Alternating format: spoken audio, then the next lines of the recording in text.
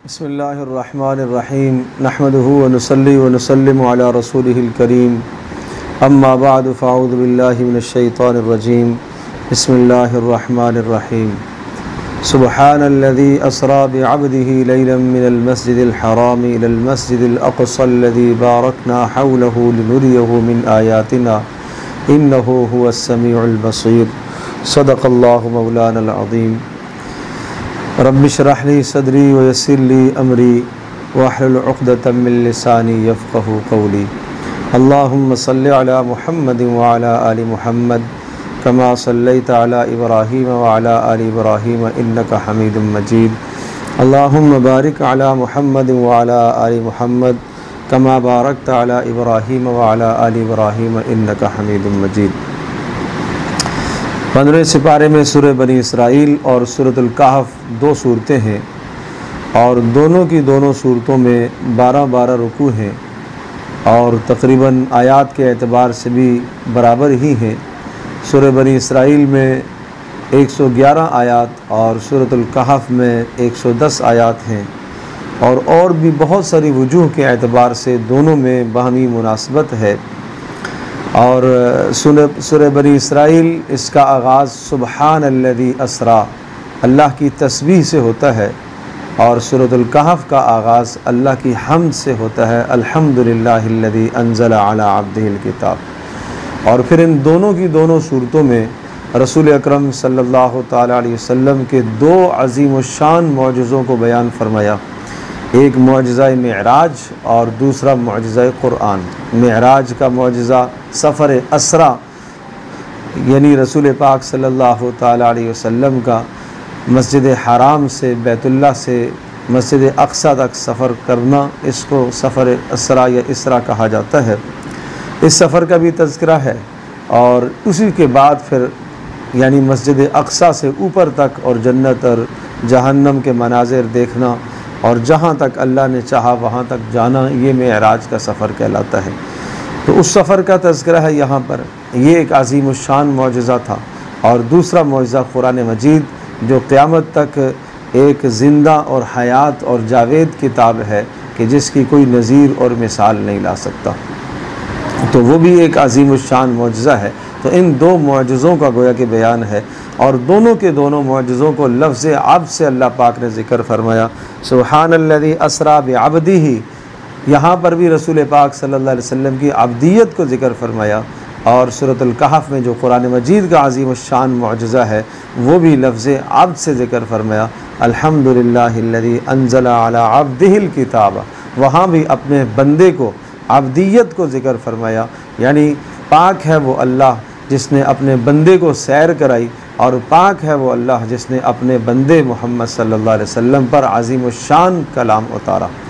फिर सूरह बनी इसराइल में वो जवाब भी है उस सवाल का कि जो मुशरिकीन ने यहूद के ईमा और इशारे पर किया था कि रूह क्या चीज़ है, उसका जवाब भी दिया गया। और सूरतुल कहफ में वो दो जवाब हैं कि जो यहूदियों के ईमा और इशारे पर मुशरिकीन ने आप अलैहिस्सलातु वस्सलाम से किए थे कि ये असहाब कहफ कौन थे और ज़ुल्क़रनैन का क्या क़ज़िया और क़िस्सा है। तो इस तरह से इन तीन सवालात के जवाबात भी इन दो सूरतों के अंदर मज़कूर हैं। पहले जो दो रुकू हैं, इन दो रुकुओं के अंदर इंसानों की ज़िंदगी के फ़ैसलों का बयान है कि इंसानों का उरूज कैसे होता है और ज़वाल किस तरह से आता है। जो कौमें अल्लाह तबारक ताला को राज़ी रखती हैं और पैगंबर की हिदायत पर अमल करती हैं, अल्लाह पाक उन्हें दुनिया में भी उरूज और तरक्कियाँ दिया करता है। और जो कौमें अल्लाह के अहकाम से मुँह मोड़ती हैं और अपने पैगंबरों की तालीमात से एराज़ करती हैं, अल्लाह पाक उनको उनके ऊपर ज़िल्लत दुनिया में मुसल्लत करता है और इस तरह से कि अल्लाह पाक दुश्मन अक़वाम को, गैर कौमों को, काफिरों को उन पर मुसल्लत कर देता है। चुनाचे बनी इसराइल के यहाँ दो किस्से ज़िक्र फरमाए, इख्तिसार के साथ उन बातों की तरफ इशारा करता हूँ। वक़ज़ैना इला बनी इसराइल फ़िल किताबि लतुफ़सिदुन्न फ़िल अर्दि मर्रतैन वलतअलुन्न उलुव्वन कबीरा। बनी इसराइल की तरफ अल्लाह की तरफ से ये पैगाम और ये हुक्म आया किताब तौरात के अंदर कि एक मरतबा तुम इस दुनिया में जब फ़साद मचाओगे तो उस फ़साद के नतीजे में अल्लाह तबारक ताला सख्त जंगजू कौम को, काफिर कौम को तुम्हारे ऊपर मुसल्लत करेगा। जब उन्होंने पैगम्बर की तालीमात से एराज़ किया और मुँह मोड़ा और अल्लाह के अहकाम को ठुकराया। अल्लाह ने बुख्त नसर को उन पर मुसल्लत किया और बुख्त नसर ने बैतुल मक़दस की ईंट से ईंट बजा दी और यहूदियों को उसने कत्ल कर दिया। एक दिन में हज़ारों की तादाद में यहूदी उसने कत्ल किए।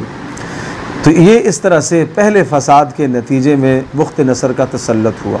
फिर जब दूसरा फ़साद हुआ और दूसरे फ़साद का बदतरीन दूसरे फ़साद का नतीजा ये हुआ कि हज़रत ज़करिया अलैहिस्सलातु वस्सलाम और यहया अलैहिस्सलातु वस्सलाम को इन्होंने कत्ल कर दिया। तो अल्लाह तबारक तआला ने फिर एक ज़ालिम जाबिर शख्स को इन पर मुसल्लत किया और फिर उसने वही हशर किया जो पहले हुआ, उससे भी उसने हालात को बिगाड़ा है। फ़इज़ा जाअ वअदुल आखिरति लियसूअ वुजूहकुम, और जब दूसरा फ़ैसला आया और दूसरा वादा आया जिसका अल्लाह ने इशारा किया था पहले, तो फिर हमने दोबारा से ऐसी जंगजू कौम को तुम्हारे ऊपर मुसल्लत किया लियसूअ वुजूहकुम, और उसने तुम्हारे चेहरों को बिगाड़ कर रख दिया और उसने मस्जिद में यानी बैतुल मक़दस में पहलों की तरह वो भी दाखिल हुआ और उसने वो तबाही मचाई कि तबाही की इंतहा कर दी।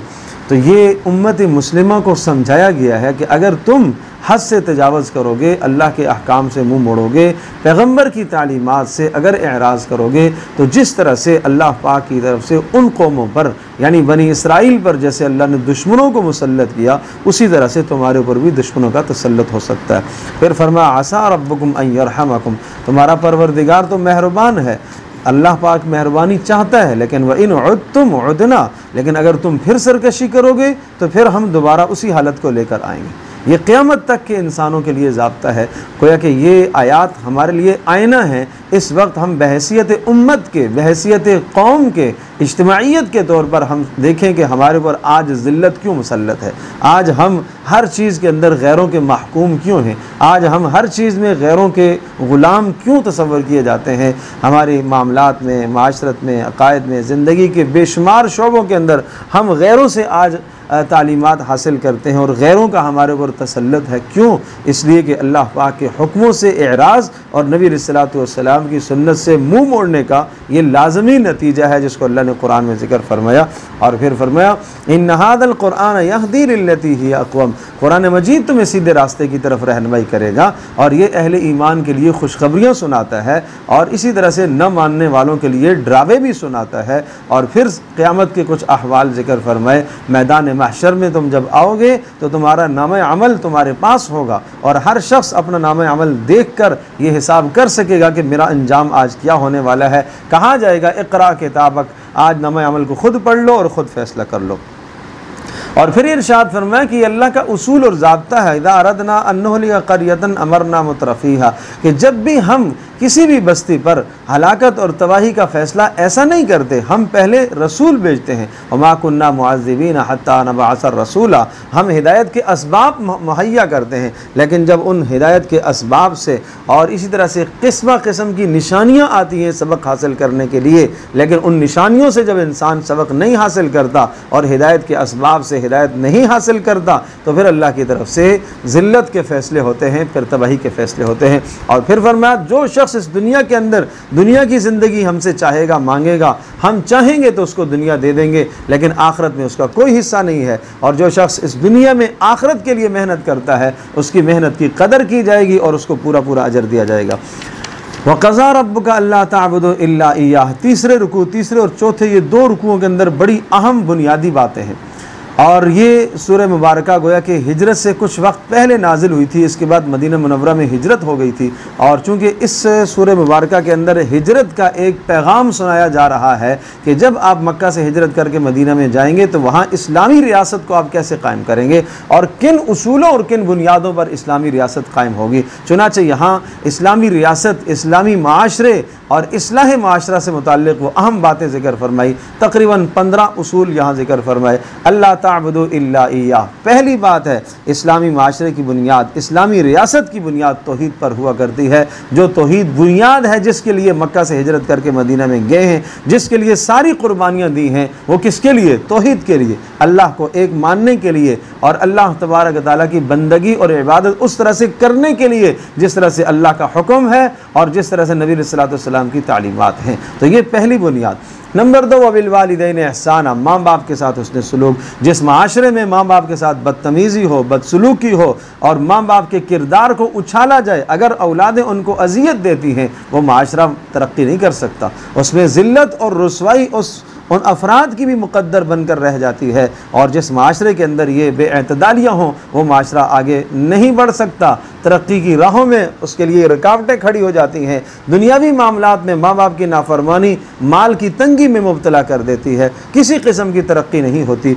इसलिए फरमाया माँ बाप के साथ उसने सलूक करना। 5 हुकूक जिक्र फरमाए। फ़ला तक़ुल लहुमा उफ़्फ़िन, आप ऐसा जुमला न बोलना जिनसे उनको अज़ियत, जिस जुमले से उन्हें अज़ियत हो। नंबर 2 झड़कना नहीं। नंबर 3 इज़्ज़त और शराफत से बात करना। नंबर 4 उनके सामने झुक कर बात करना, तवाज़ो से खड़े होना, सीना तान कर मत खड़े होना, तिरछी निगाहों से मत देखना, अकड़ कर मत बात करना। और नंबर 5 उनके लिए ये दुआ करना, रब्बिरहमुहुमा कमा रब्बयानी सगीरा। और इसके साथ रसूल पाक सल्लल्लाहु अलैहि वसल्लम को इरशाद भी मिला ये, जिसमें आपने 5 हुकूक माँ बाप के मरने के बाद के जिक्र फरमाए। पूछा गया माँ बाप के मरने के बाद क्या हुकूक हैं? फरमाया नंबर 1, पहला हक़ यह है कि उनकी बख्शिश की दुआ करे। दूसरा हक़ यह है कि माँ बाप के दर्जात की बुलंदी की दुआ करे। और तीसरा हक़ यह है कि माँ बाप के माली हुकूक अदा करे, यानी अगर मीरास छोड़ी है तो उस मीरास को सही सही तकसीम करे। अगर किसी का कोई कर्ज़ देना है तो उस कर्ज़ की अदायगी की फ़िक्र करे।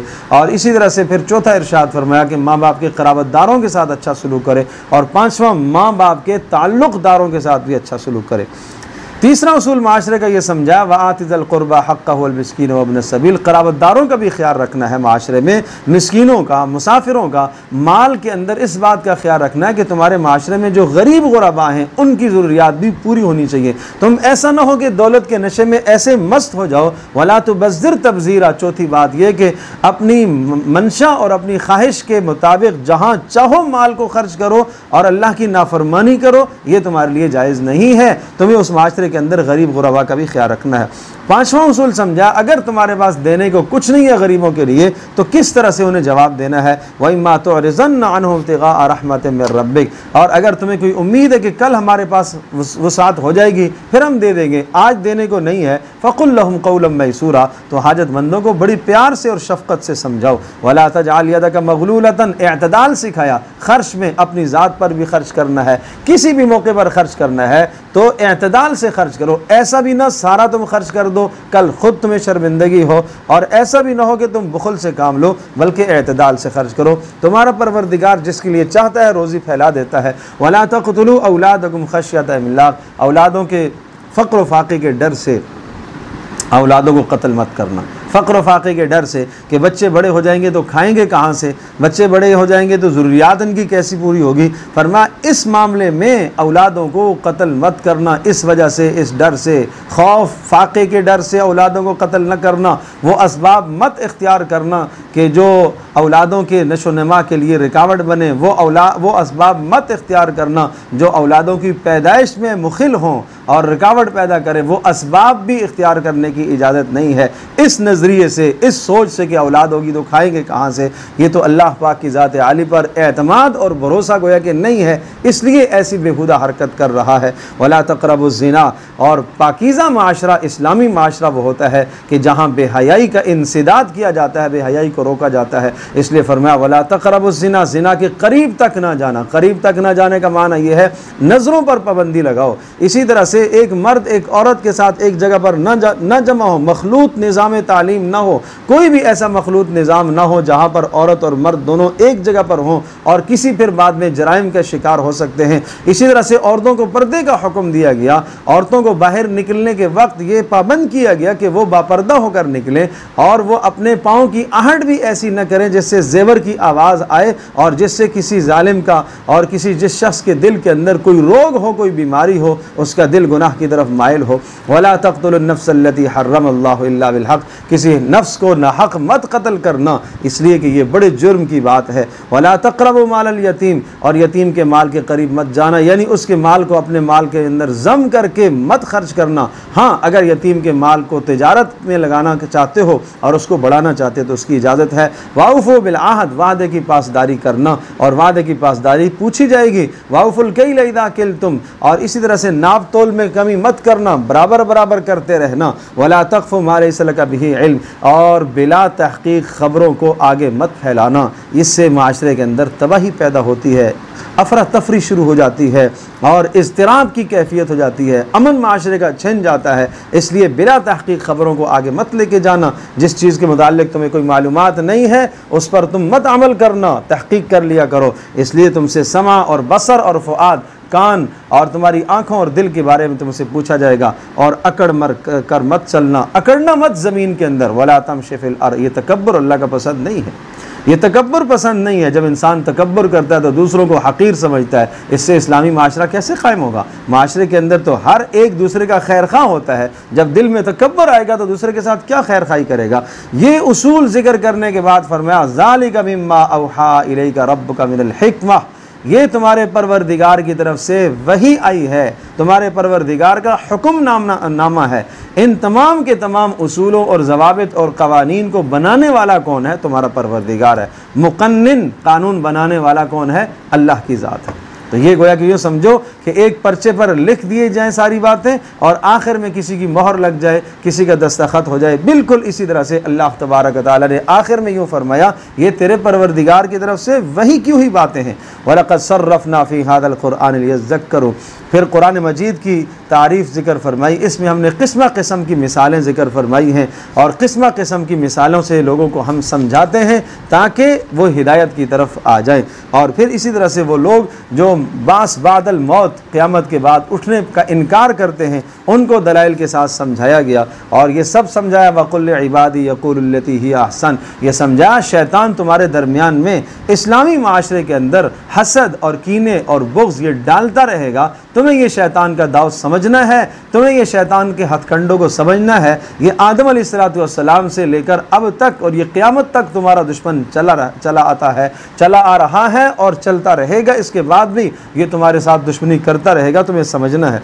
और अल्लाह पाक के अज़ाब से बेखौफ कभी भी मत हो जाना। रब्बुकुमुल्लज़ी युज़्जी लकुमुल फुल्का फ़िल बहरि लितब्तगू मिन फ़ज़्ली, पर तुम्हारा परवरदिगार जो कश्तियों को तुम्हारे लिए ताबिअ करता है। और जब समंदरों में तुम फंस जाते हो और जब मसाइब में तुम फंस जाते हो तो किसको पुकारते हो? अल्लाह ही को पुकारते हो। तो उस रब से तुम्हें किसी हाल में गाफिल नहीं होना है। ये ख्याल करना, अमिन तुम अन युईदकुम फ़ीही तारतन उखरा अफ़ अमिन तुम अन यख़सिफ़ बिकुम जानिबल बर्रि, अगर अल्लाह के अज़ाब से बेखौफ हो जाते हो, अल्लाह कादिर मुतलक है कि ज़मीन के किसी हिस्से में तुम्हें धंसा दे जब तुम गुनाह कर रहे हो, या दोबारा से तुम्हें उसी मुसीबत के अंदर वापस ले जाए। अल्लाह पाक तो कादिर मुतलक है।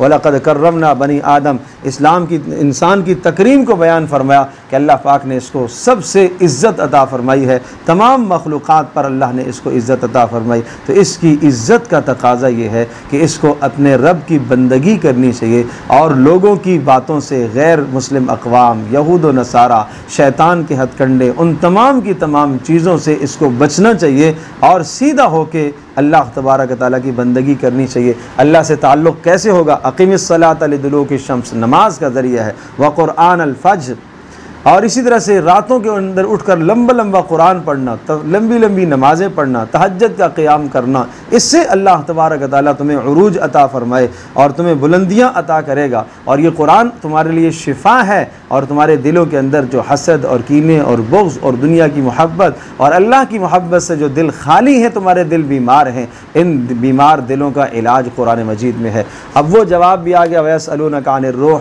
कि रूह के मुतालिक आपसे पूछते हैं, कह दीजिए अर्रूह मिन अम्र रब्बी, रूह मेरे परवरदिगार का हुक्म है। इंतहाई इख्तिसार के साथ ये जवाब दिया। यहूदियों ने कहा था कि अगर इस नबी ने जवाब दे दिए तो ये रसूल है और नहीं जवाब दिए तो ये रसूल नहीं है, चूँकि ये जवाबात जो है ये वही के बगैर मुमकिन नहीं है। इसलिए और ये जवाब, इसी किस्म के जवाबात गुज़श्ता किताबों के अंदर भी आ चुके थे रूह के मुतालिक। तो यहूदी बखूबी इस बात को जानते थे कि रूह के मुतालिक सवाल किया जाएगा तो क्या जवाब आएगा और ज़ुल्क़रनैन का क्या जवाब आएगा, असहाब कहफ़ का क्या जवाब आएगा। उसके बाद हज़रत सल्लल्लाहु अलैहि वसल्लम से जो मुअजिज़ात का मुतालबा मुशरिकीन ने किया, उन मुअजिज़ात का बयान है। और फिर फरमाया, ये मुअजिज़ात के मुतालबात तो मुझसे करते हो, कुल सुबहान रब्बी हल कुन्तु इल्ला बशर रसूला, मैं तो एक इंसान हूँ और मैं रसूल हूँ, मेरा काम समझा देना है। मुअजिज़ात का उतारना, नाजिल करना, ये अल्लाह पाक का फ़ैसला है, अल्लाह का काम है। वमा मनाअन्नास अन युमिनू इज़ जाअहुल हुदा इल्ला अन क़ालू बअसल्लाहु बशर रसूला, ईमान नहीं लाए इसलिए ये एतराज़ करने लगे कि अल्लाह ने एक इंसान को रसूल बनाया, ये कैसी बात हो सकती है। इनसे कह दीजिए हाँ, अगर ज़मीन पर चलने वाले मलाइका होते, नूरी मखलूक होती, तो हम ज़मीन पर फिर रसूल भी ऐसा ही भेजते। लेकिन ज़मीन पर चलने वाला जब एक इंसान कौम आबाद है, इंसान है, तो इंसानों की इस्लाह के लिए इंसान ही आया करते हैं। फिर हज़रत मूसा अलैहिस्सलाम की मुख्तसर तारीख़ और फ़िरऔन की सख्त हट दर्मी को यहाँ पर ज़िक्र फरमाया।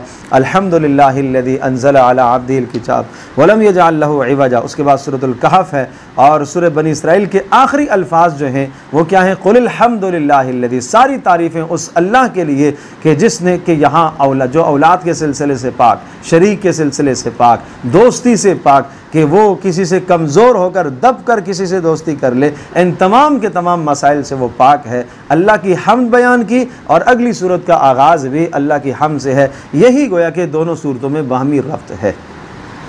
फिर ये बात समझने की है कि सूरतुल कहफ वो सूरह मुबारका है कि जिसके मुताल्लिक़ आप अलैहिस्सलाम ने इरशाद फरमाया कि ये दज्जाल के फ़ितने से, यानी जो आदमी इसके पढ़ने का अहतमाम करेगा उसे ये दज्जाल के फ़ितने से महफूज रखेगी। और तरगीब दी हर जुमे को इसकी तिलावत की जाए। ये भी बताया कि जो रोज़ाना 10 आयात इसकी इब्तिदाई पढ़ेगा और बाज़ रिवायात में आखिरी 10 आयात के मुताल्लिक़ भी आया है, वो दज्जाल के फ़ितने से महफूज रहेगा।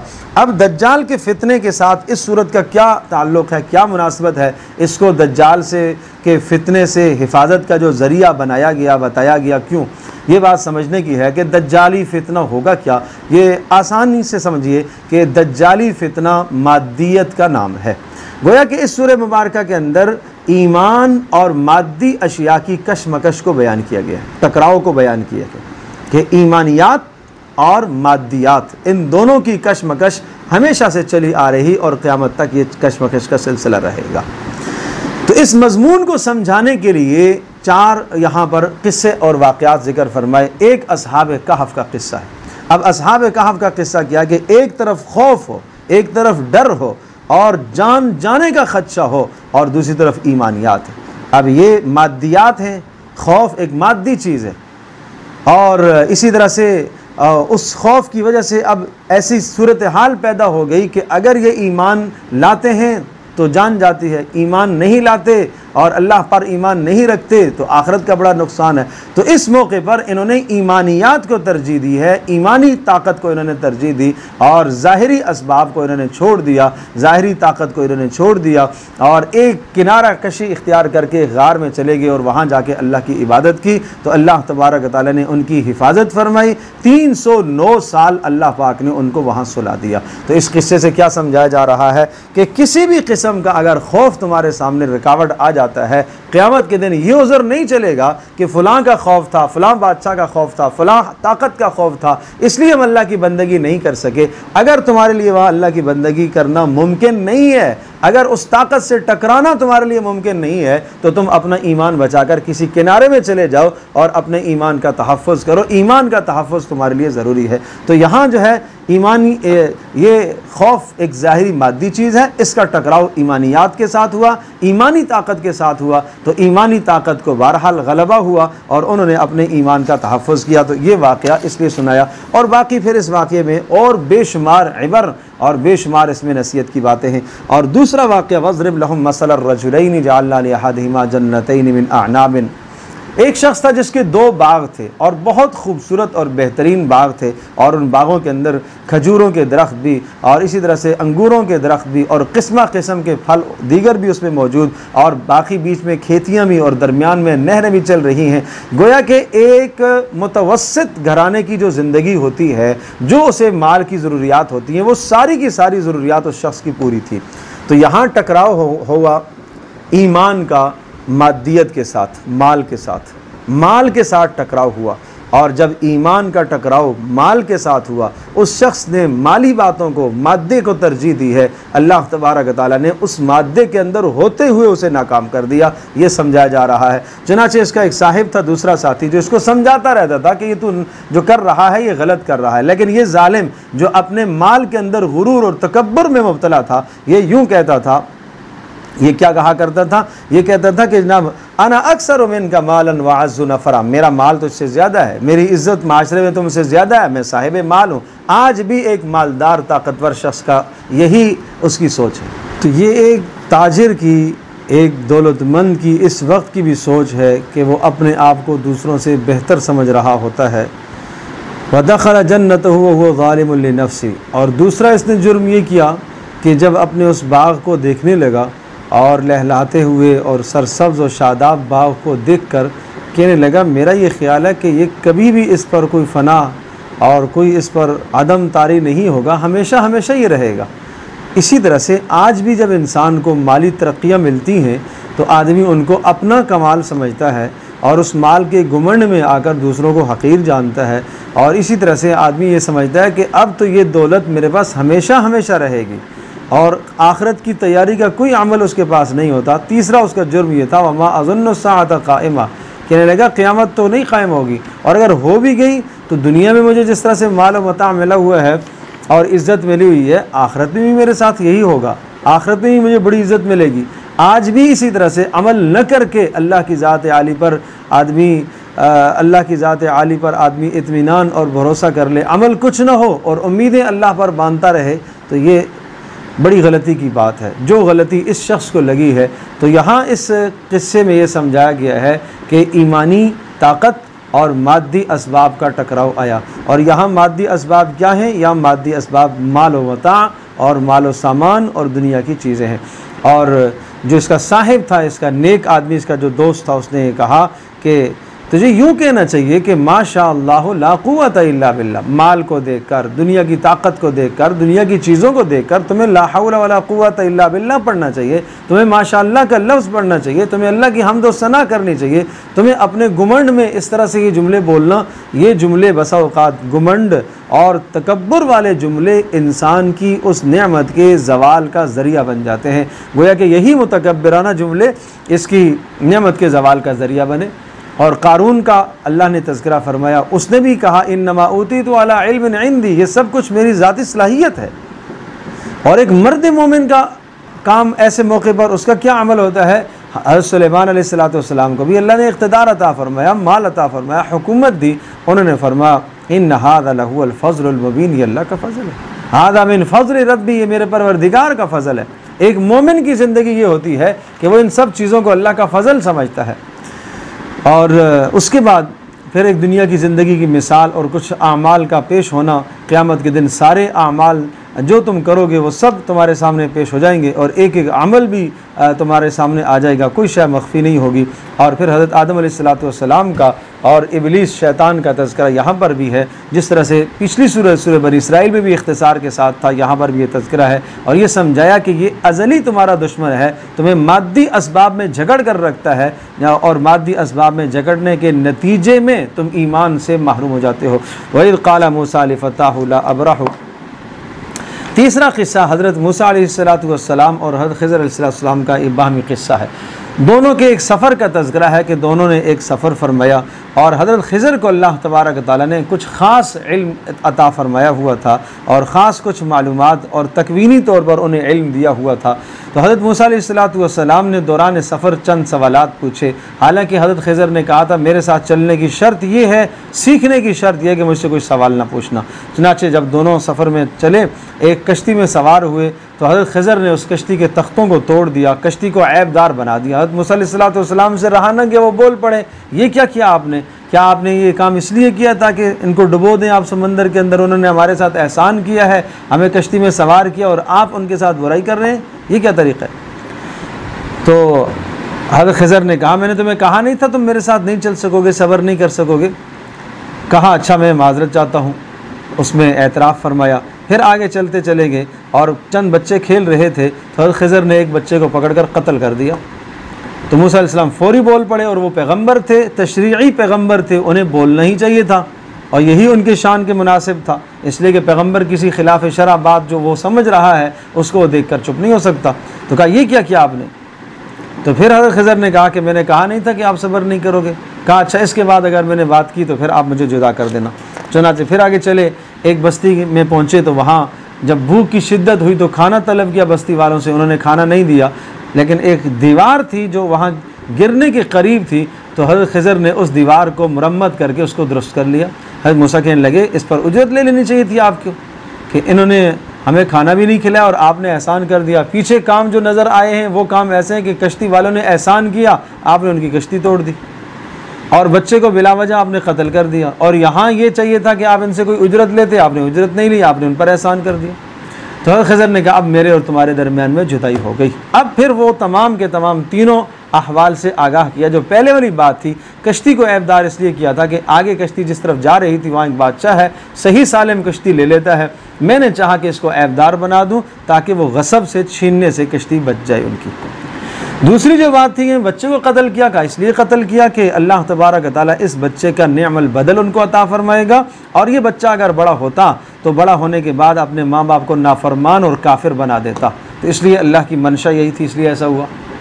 और तीसरा जो मामला है दीवार के ठीक करने का, इसलिए कि दीवार के नीचे एक यतीम, 2 यतीम बच्चों का ख़जाना था, और उन यतीम बच्चों का बाप एक नेक साले इंसान था। तो उसकी नेकी की वजह से इनका ख़जाना महफूज किया ताकि जनाब ये बुलूग को पहुँचे तो अपना ख़जाना निकाल ले। तो इस वाक़े से ये समझाया है कि पैगम्बर हज़रत मूसा अलैहिस्सलातु वस्सलाम भी इस दुनिया के अंदर, यानी हमेशा नबी वो अपनी ज़हानत में, फ़तानत में, समझदारी में इंतहाई कमाल को पहुँचा हुआ होता है। उस वक्त जितने भी लोग होते हैं सबसे ज़्यादा समझदार, सबसे ज़्यादा ज़ीरक, सबसे ज़्यादा अक्लमंद अल्लाह का रसूल और नबी हुआ करता है। इसके बावजूद भी रसूल और नबी को भी वही की ज़रूरत है। वो भी इस दुनिया में जो ज़िंदगी गुजारेगा वो भी वही के हुक्मों का पाबंद होगा। तो ये समझाया जा रहा है कि तुम्हें अपने इल्म पर, अपनी मालूमात पर, अपनी मालूमात और इन चीज़ों पर और अपनी इजादात पर तुम्हें कहीं घुमंड न हो जाए। एक तरफ अल्लाह की ज़ात आली और अल्लाह की हिकमतें और मसलहतें क्या हैं, तुम अपने इल्म के मुताबिक एक मसलहत समझते हो लेकिन हकीकत में उसकी मसलहत कुछ और है।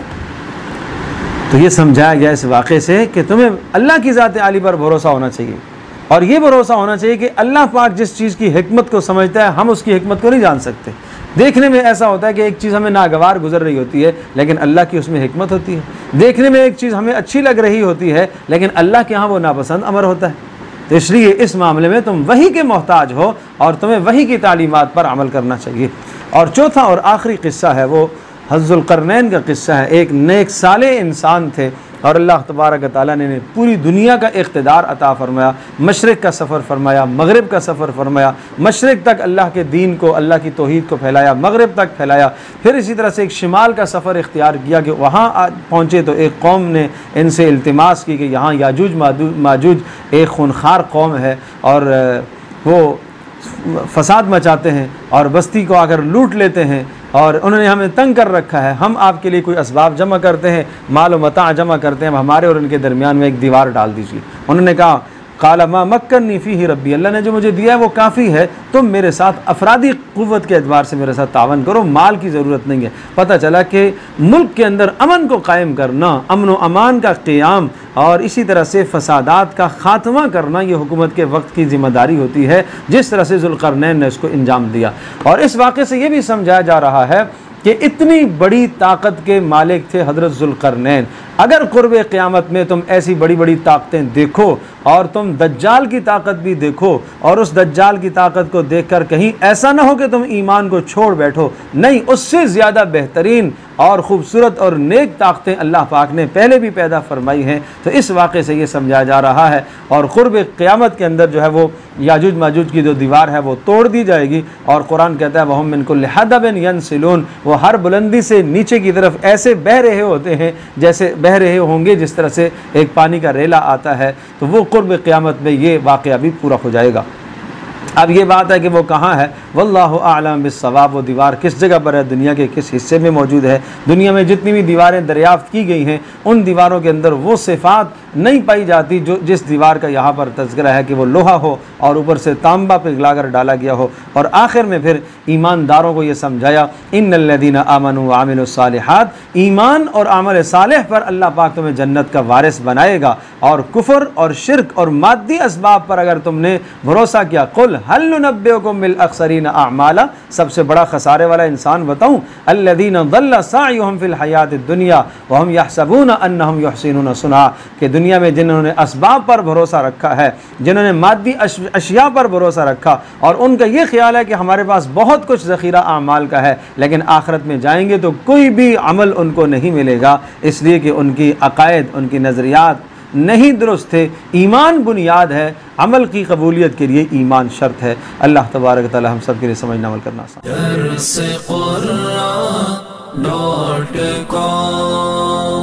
www.darsequran.com